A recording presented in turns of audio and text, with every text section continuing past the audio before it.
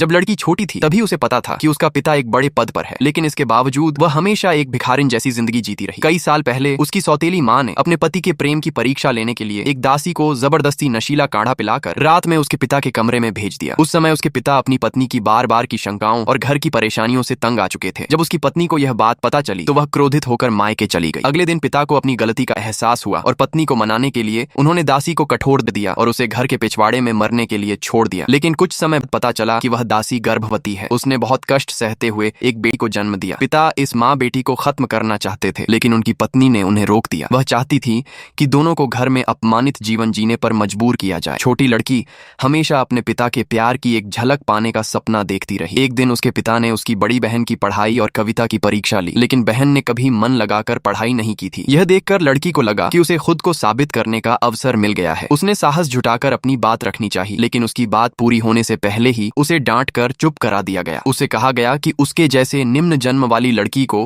परिवार का स्नेह पाने का सपना भी नहीं देखना चाहिए। उसी दिन उसे समझ आ गया कि इस घर में केवल उसकी माँ ही उससे सच्चा प्रेम करती है। समय बीता गया और कई वर्षों बाद उसकी बड़ी बहन को राजमहल में भेजने का आदेश मिला। यह परिवार के लिए सम्मान की बात थी, लेकिन उसके माता पिता चिंतित थे क्योंकि उनकी बेटी में एक ऐसी कमी थी जो भविष्य में बड़ी समस्या बन सकती थी। तब उन्होंने एक चाल चली। लड़की का चेहरा अपनी बहन से बहुत मिलता था, इसलिए उन्होंने योजना बनाई कि वह बहन की जगह शासक के पास जाएगी। यदि वह एक पुत्र को जन्म दे देती तो बाद में सबको यह कह दिया जाता कि बड़ी बहन बीमारी के कारण आगे संतान उत्पन्न नहीं कर सकी।